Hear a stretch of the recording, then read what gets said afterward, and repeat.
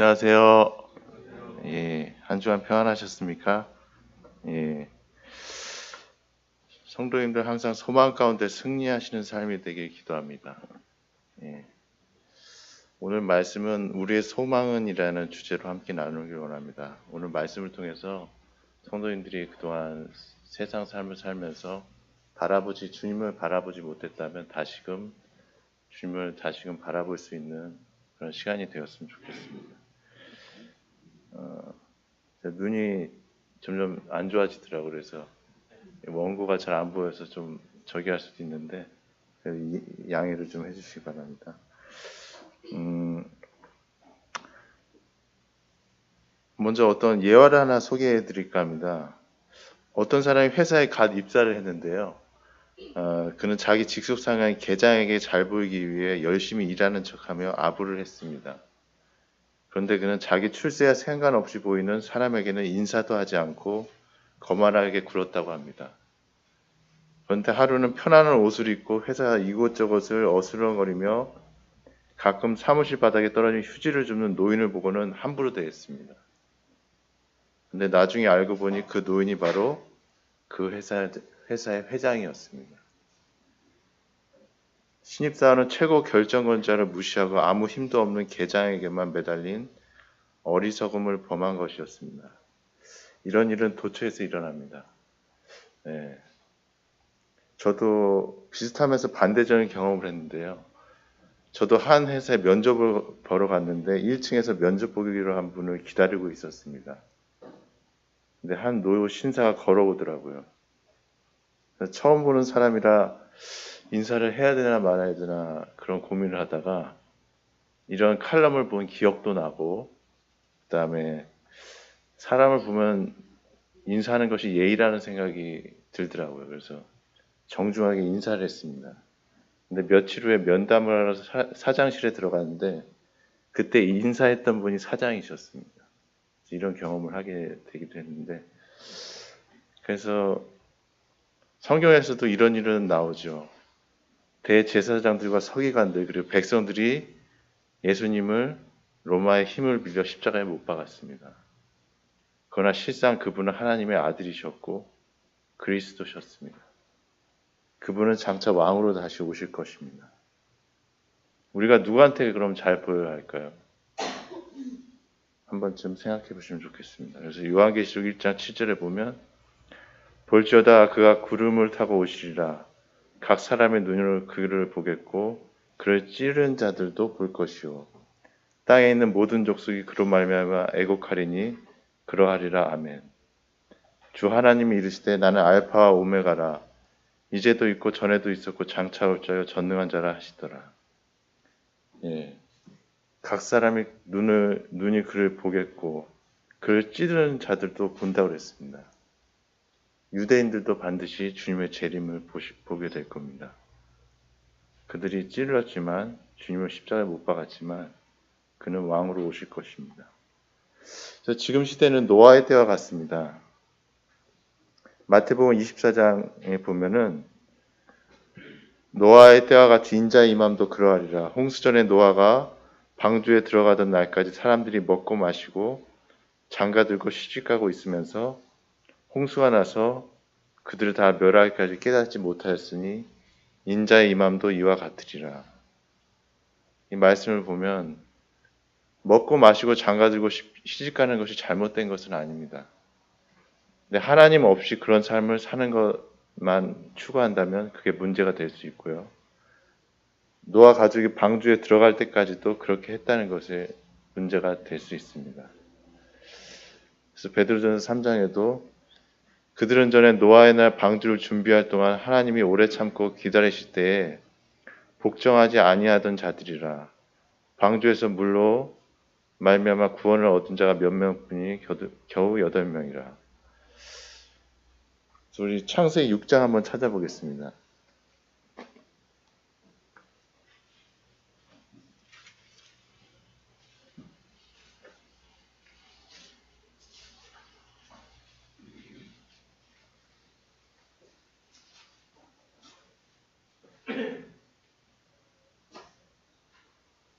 창세기 6장 3절을 제가 읽고요. 5절부터 8절까지 같이 읽겠습니다. 여호와께서 이르시되 나의 영이 영원히 사람과 함께하지 아니하리니 이는 그들이 육신이 됨이라. 그러나 그의 날이 120년이 되리라 하시니라. 5절입니다. 여호와께서 사람의 죄악이 세상에 가득함과 그의 마음으로 생각하는 모든 계획이 항상 악할 뿐임을 보시고 땅에 사람 지으셨음을 한탄하사 마음에 근심하시고 이르시되 내가 창조한 사람을 내가 지면에서 쓸어버리되 사람으로부터 가축의 기는 것과 공중의 새까지 그리하리니 이는 내가 그것들을 지었음을 한탄함이라 하시니라. 그러나 노아는 여호와께 은혜를 입었더라. 예, 감사합니다. 노아의 때를 잠시 상상해 보면 비가 온 적이 한 번도 없었을 것입니다. 그래서 사람들은 노아의 경고를 무시하고 하나님을 믿지 않았습니다. 지금 시대도 마찬가지입니다. 주님께서는 초림 때 베들레헴의 낮은 곳으로 오셨지만 사람은 한 번도 주님께서 왕의 모습으로 재림하시는 것을 본 적이 없습니다. 교회는 환난 전에 휴거됨을 기다리고 있지만 노아가 방주를 예비하듯이 우리도 하나님의 백성으로서 신실하게 미래를 준비해야 할 것입니다. 그래서 그리스도의 사랑을 신천하고 복음을 전해야 할 것입니다. 그래서 히브리서 10장 37절에 보면 잠시 잠깐이면 오시리가 오시리니 지체하지 아니하시리라. 지체하지 않으신다고 말씀하셨습니다. 그러나 하나님께서 오래 참으시는 한 가지 이유가 있다면 아무도 멸망하지 않고 다 회개하게 이르시기 원하기 때문에 하나님은 지체하지 않으시지만 영혼들을 생각하실 때 아마도 참으시고 계시다고 말씀하시고 계십니다. 그래서 이 말씀이 베드로후서 3장에 있는데요. 이 말씀도 한번 같이 찾아보겠습니다. 베드로후서 3장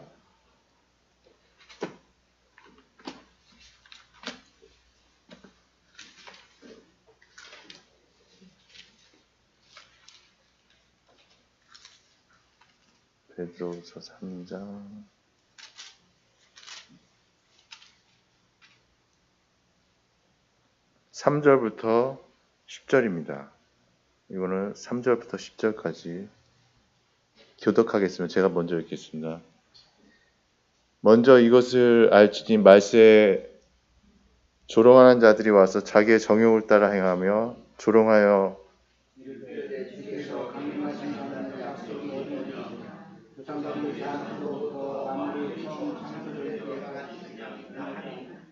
이는 하늘이 옛적부터 있는 것과 땅이 물에서 나와 물로 성립된 것도 하나님의 말씀으로 된 것을 그들이 일부러 잊으려 함이로다.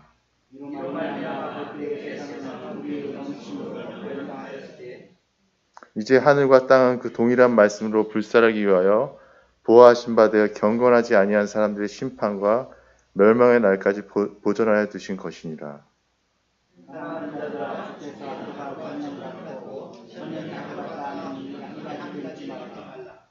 주의 약속은 어떤 이들이 더디다고 생각하는 것 같이 더딘 것이 아니라 오직 주께서는 너희를 대하여 오래 참으사 아무도 멸망하지 아니하고 다 회개하기에 이르기를 원하시느니라.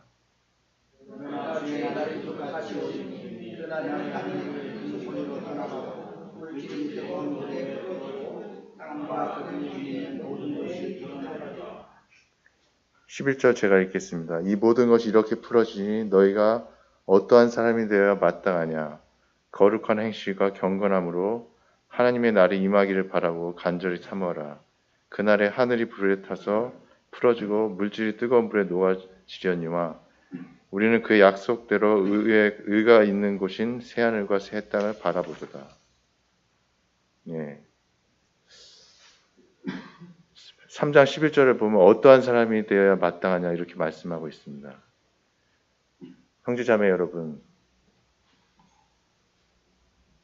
우리는 생각할 수 있습니다. 어떤 것이 성경적인 교회이고 어떤 사람이 성경적인 사람일까요? 각자 생각하시는 바가 있으실 텐데요. 그래서 어떤 사람은 전도가 중요하다고 생각할 수 있고 어떤 사람은 교제가 중요하다. 어떤 사람은 기도다. 어떤 사람은 봉사다. 어떤 사람은 예배, 이런 것들을 가치를 추구하는 등 각자 중요한 것이 있다고 생각할 수 있으실 겁니다. 근데 성경에서 말씀하신 최고의 가치는 무엇일까요? 성도님들 어떤 것이라고 생각하십니까?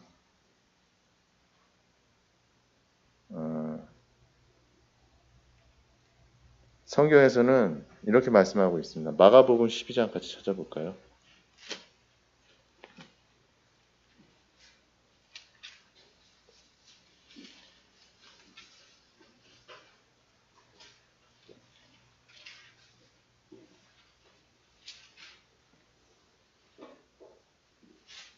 28절부터 34절입니다. 이건 제가 읽겠습니다.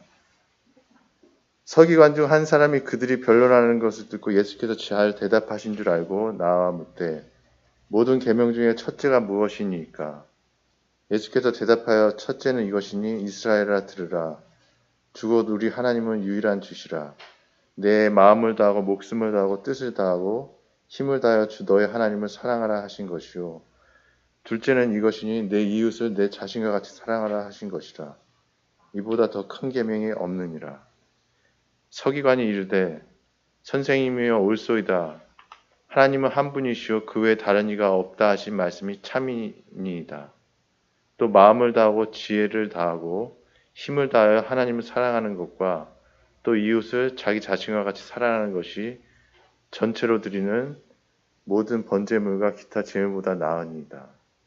예수께서 그가 지혜있게 대답함을 보시고 이르시되 내가 하나님의 나라에서 멀지 않도다 하시니 그 외에 감히 묻는 자가 없더라.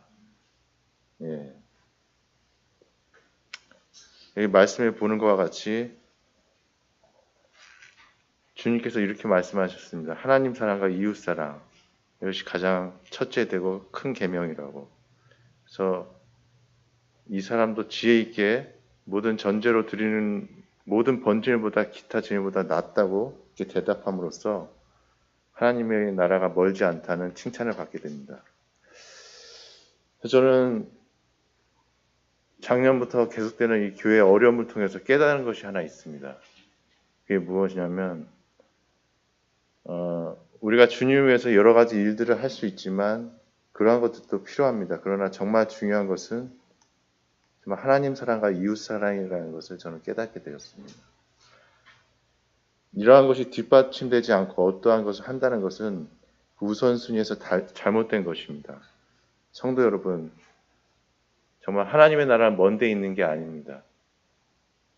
바로 내 옆에 있는 사람들에게 고린도전서 13장의 말씀처럼 그리스도의 사랑을 마음과 행동으로 실천하며 그 향기를 내는 삶입니다.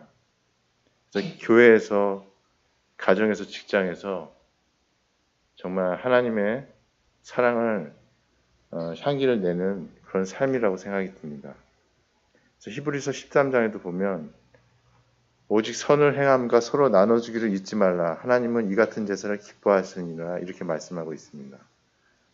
그래서 마가복음에도 누구든지 너희가 그리스도에게 속한 자라여 물 한 그릇이라도 주면 내가 진실로 너에게 이르노니 그가 결코 상을 잃지 않으리라. 또 누구든지 나를 믿는 이 작은 자들 중 하나라도 실족하게 하면 차라리 연자 맷돌이 그 목에 매어 바다에 던진 것이 나으리라. 예. 저도 과거의 삶을 돌아볼 때 참 많은 사람에게 상처를 주지 않았나 이런 생각을 문득 하게 됩니다. 성령께서 저의 죄악들을 깨닫게 하실 때 제가 했던 말과 행동들이 참 섬찟할 때가 있습니다. 그럴 때 정말 하나님께서 나에 대해서 얼마나 오래 참으셨는가 이런 것들을 생각하게 될 때 사도 바울이 고백했던 것처럼 일체 자기에 대해서 오래 참으셨기에 내가 일꾼이 되었다는 사도 바울의 고백처럼 저도 문득 그런 생각을 하게 됩니다. 로마서 14장에도 이런 말씀이 있습니다. 내가 어찌하여 내 형제를 비판하느냐 어찌하여 내 형제를 업신여기느냐 우리가 다 하나님의 심판대 앞에 서리라. 기록되었을 때 주께서 이르실 때 내가 살았노니 모든 무릎이 내게 꿇을 것이요 모든 혀가 하나님께 자백하리라 하였느니라. 이러므로 우리 각 사람이 자기 일을 하나님께 직고하리라. 그런즉 우리가 다시는 서로 비판하지 말고 도리어 부딪힐 것이나 거칠 것을 형제 앞에 두지 않도록 주의하라. 우리가 형제를 판단하는 것에 대해서 반드시 그리스도 심판대 앞에서 직고하게 될 것입니다. 우리는 보통 배마라고 해서 그리스도의 심판대를 저희들이 물론 상급 심판이지만 마냥 좋은 자리라고만 생각하고 계실지 모르지만 로마서 14장의 말씀을 통해 볼 때 정말 형제를 판단하고 우리가 서로 화목하지 못했던 이런 부분에 대해서 반드시 그리스도 앞에서 직고하게 될 것입니다. 그래서 하나님께서 공평하게 그것을 판단해 주실 것이고 우리는 거기에서 형제들 간에 어떤 다툼이 있었다면 그런 부분에 대해서 어떤 하나님의 평가를 받게 될 것입니다. 그래서 마태복음 18장에도 실족하게 하는 일이 없을 수는 없으나 실족하게 하는 그 사람에게는 화가 있도다. 그래서 사도 바울은 이런 말씀을 했습니다. 그러므로 만일 음식이 내 형제를 실족하게 한다면 나는 영원히 고기를 먹지 아니하며 내 형제를 실족하지 않게 하리라. 이런 사도 바울의 자세를 보게 될 때 정말 우리가 형제 자매 여러분, 우리가 어떤 큰 일을 한다고 생각하기 이전에 저는 내 형제, 내 이웃, 내 가족, 내 옆에 있는 사람을 내 말이나 행동으로 인해서 실족하게 하지 않았나 이런 부분을 생각할 필요가 있다고 생각합니다. 근데 사도 바울은 고기를 먹을 수 있는 자유가 있지만 그것으로 인해서 누가 실족한다면 먹지 않는다고 이러한 말을 했습니다. 이러한 자세는 참 본받아야 할 점이라고 생각합니다. 그래서 심지어 사도 바울은 사랑이 없으면 아무것도 아니라고 말했습니다. 제 말이 아니라 성경의 말씀입니다. 그 고린도전서 13장에 내가 사람의 방언과 천사의 말을 할지라도 사랑이 없으면 소리나는 구려와 울리는 꽹과리가 되고 내가 예언하는 능력이 있어 모든 비밀과 모든 지식을 알고 또 산을 옮길 만한 모든 믿음이 있을지라도 사랑이 없으면 내가 아무것도 아니요. 내가 내게 있는 모든 것으로 구제하고 내 몸을 불사르게 내어줄지라도 사랑이 없으면 내게 아무 유익이 없느니라. 내가 아무것도 아니요. 아무 유익이 없다고 말씀하고 있습니다. 정말 우리가 그리스도의 심장으로 말과 행동을 하지 않는다면 어떤 일을 한다 할지라도 그건 유익이 없을 것입니다. 그래서 우리가 지금은 거울로 보는 것 같이 희미하나 그때는 얼굴과 얼굴로 대하여 볼 것이요. 지금 내가 부분적으로 아나 그때는 주께서 나를 아신 것 같이 내가 온전히 알리라. 그런즉 믿음, 소망, 사랑 이 세 가지는 항상 있을 것인데 그 중에 제일은 사랑이라. 그래서 믿음, 소망, 사랑 이 세 가지는 항상 있다고 말씀하고 계십니다. 그래서 믿음은 신앙의 출발이자 우리를 하나로 이어주는 띠와 같다고 생각합니다. 그러나 소망은 믿음을 더 굳건히 하고 순전한 믿음으로 만들어줍니다. 히브리서 6장에 보면 우리가 이 소망을 가지고 있는 것은 영혼의 닭 같아서 튼튼하고 견고하여 그리고 소망은 믿음과 사랑을 이어주는 역할을 합니다. 소망 없는 사랑은 거짓된 사랑일 수 있고 믿음과 소망을 겸한 사랑이 진실된 그 온전한 사랑입니다. 그리고 사랑은 우리의 궁극적인 목적이며 동기여야 하고 우리가 이루어야 하는 하나님의 나라이기도 합니다. 그래서 하나님의 나라는 멀리 있지 않다고 생각합니다. 바로 지금 현재 내 옆에 앉아 계신 남편이 될 수도 있고 아내가 될 수도 있고 또 형제 자매가 될 수 있는데요. 이분들을 내가 어떻게 대하고 있는가. 저는 정말 이번 교회 어려움을 통해서 절실하게 느꼈습니다.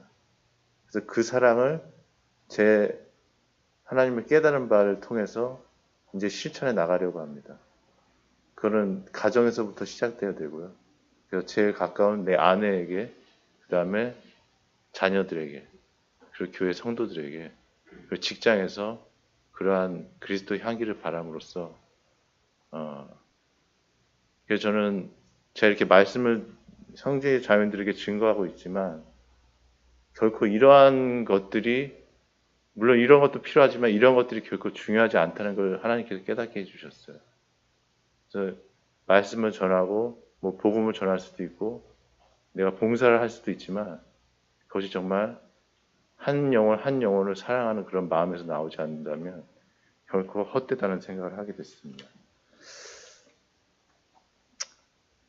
그래서 성도 여러분은 천국 하면 어떤 생각과 이미지가 떠오르십니까? 어떤 생각과 이미지가 떠오르세요? 물론 계시록에 여러 모습이 나오지만 어떤 분은 천국에 가면 참 좋을 거라고 생각하고 여러 가지 이미지를 갖고 계실 겁니다. 근데 어떤 분은 얘기를 나눠보면 이런 생각도 하고 계시더라고요. 좀 심심할 것 같다라는 이런 생각을 하시는 분도 있더라고요. 그럴 수도 있을 거예요. 왜냐하면 우리가 이 세상에 추구하던 것들이 없기 때문에 그런 생각을 할 수도 있는데요. 근데 어떤 면에서 육신으로 보면 그런 생각이 당연한지도 모릅니다. 네. 근데 우리가 가진 연약한 육체로 천국을 이해하기란 쉽지 않을 것입니다. 요즘 예를 들어서 애완견을 많이 키우시는데요. 강아지가 사람의 생활을 한다고 한번 생각해 보세요. 가정해 봅시다. 그럼 얼마나 힘들고 어색하겠습니까? 공부도 해야 하고 설거지, 빨래, 직장 생활까지. 강아지들이 그런 일들을 하게 된다면 그리고 컴퓨터나 핸드폰 조작 등 그런 것들을 만약에 하게 된다면 어떨까요? 강아지들은 아마 너무 힘들고 삶이 아마 그런 천국과 같은 그런 곳이 아닐 것입니다. 마찬가지로 우리의 현재 육체로 천국의 삶을 산다고 하면 너무 걸맞지 않을 것입니다. 그러나 성도님들 걱정 않으셔도 됩니다. 우리는 변화된 몸으로 그 세계에 들어갈 것이기 때문입니다. 그래서 고린도전서 15장에는 육체는 다 같은 육체가 아니니 하나는 사람의 육체요, 하나는 짐승의 육체요, 하나는 새의 육체요, 하나는 물고기의 육체라. 하늘에 속한 형체도 있고 땅에 속한 형체도 있으나 하늘에 속한 것의 영광이 따로 있고 땅에 속한 것의 영광이 따로 있으니 해의 영광이 다르고 달의 영광이 다르며 별의 영광도 다른데 별과 별의 영광이 다르도다. 죽은 자의 부활도 그와 같으니 썩을 것으로 심고 썩지 아니할 것으로 다시 살며 욕된 것으로 심고 영광스러운 것으로 다시 살며 약한 것으로 심고 강한 것으로 다시 살며 육의 몸으로 심고 신령한 몸으로 다시 살리니 육의 몸이 있은즉 또 영의 몸도 있으리라. 우리 자연세계 보면 애벌레가 이쁜가요? 좀 애벌레가 보면 좀 징그럽고 좀 흉측한 모습으로 보일 수도 있습니다. 그런데 그 애벌레가 나비가 아름다운 그런 나비가 되리라고 누가 상상을 했겠습니까? 그래서 말씀처럼 육의 몸으로 신고 신령한 몸으로 우리도 반드시 다시 살게 될 것입니다. 그래서 사도 바울도 고린도전서 12장에 제가 14년 전에 셋째 하늘에 이끌려갔다고 이렇게 고백하고 있습니다. 그래서 낙원에 이끌려가서 말로 표현할 수 없는 말을 들었으니 사람이 가히 이르지 못할 말이로다. 이런 고백을 하고 있습니다. 실제로 체험했던 사도 바울의 말씀을 보고 또 우리가 우리 삶 가운데서 경험을 통해서 부활이 반드시 있다라는 사실을 깨닫게 됩니다. 그래서 고린도전서 15장에도 보라 내가 너에게 비밀을 말하노니 우리가 다 잠잘 것이 아니요 마지막 나팔의 순식간에 호련히 다 변화되리니 나팔 소리가 나매 죽은 자들이 썩지 아니할 것으로 다시 살고 우리도 변화되리라. 이 썩을 것이 반드시 썩지 아니할 것을 입겠고 이 죽을 것이 죽지 아니함을 입으리로다. 이 썩을 것이 썩지 아니함을 입고 이 죽을 것이 죽지 아니함을 입을 때에는 사망을 삼키고 이기리라 기록된 말씀이 이루어지리라. 그리고 데살로니가전서 4장에서도 이렇게 말씀하고 있습니다.